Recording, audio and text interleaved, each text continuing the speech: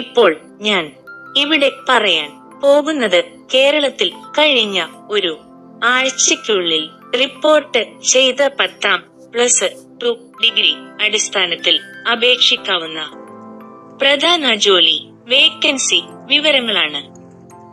ഈ ജോലികൾ എല്ലാം സർക്കാർ അല്ല, പക്ഷേ നേരിട്ട് അപേക്ഷിക്കാൻ സാധിക്കുന്ന പ്രൈവറ്റ് മേഖലയിലെ റിപ്പോർട്ട് ചെയ്ത വേക്കൻസികളാണ്.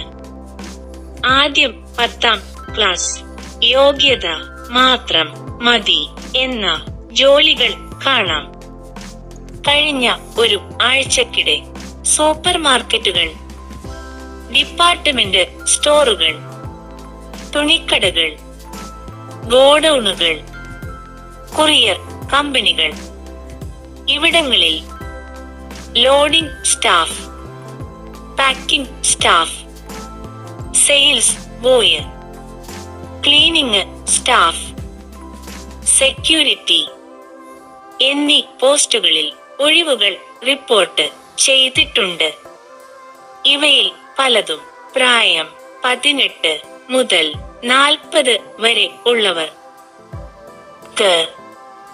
നേരിട്ട് സ്ഥാപനത്തിൽ ചെന്ന് CV നൽകിയാൽ പരിഗണിക്കുന്നവയാണ്. ഇനി +2 യോഗ്യത ഉള്ളവർക്ക് വന്ന വേക്കൻസികൾ നോക്കാം.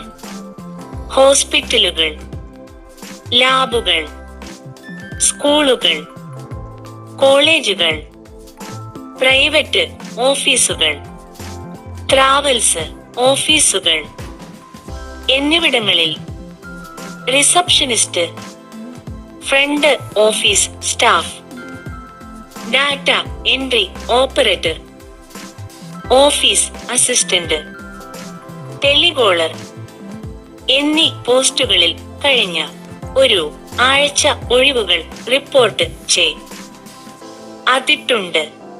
പല സ്ഥാപനങ്ങളും ഇംഗ്ലീഷ് അറിയുന്നവർക്ക്, ബേസിക് കമ്പ്യൂട്ടർ അറിയുന്നവർക്ക് മുൻപരിചയം ഇല്ലാതെയും അവസരം നൽകുന്നവയാണ്.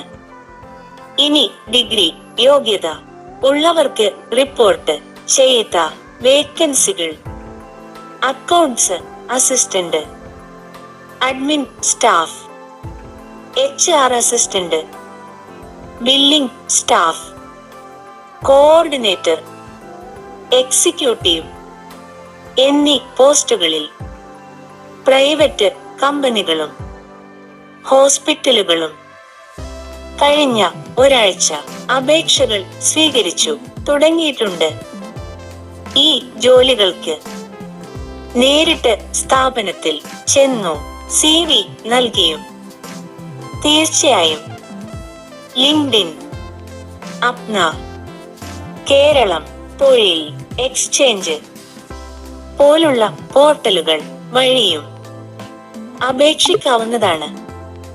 ഒരു കാര്യവും ശ്രദ്ധിക്കുക, പല വേക്കൻസികളും വളരെ വേഗം ക്ലോസ് ആവുന്നവയാണ്.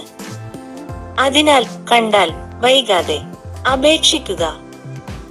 കാരുണ്യ ഫിനാൻസ് മീഡിയ എന്ന ഈ ചാനൽ സാമ്പത്തികവും തൊഴിലും കുറിച്ച് നിങ്ങളെ ചിന്തിപ്പിക്കുന്ന വിശ്വാസയോഗ്യമായ വിവരങ്ങൾ തുടർച്ചയായി നൽകുന്ന ഒരു ഫിനാൻസ് ചാനലാണ്. ഈ വിവരം ഉപകാരപ്പെട്ടാൽ മറ്റുള്ളവരിലേക്കും പങ്കുവയ്ക്കുക. കൂടുതൽ വിവരങ്ങൾക്കായി ഡിക് പിക് പരിശോധിക്കുക.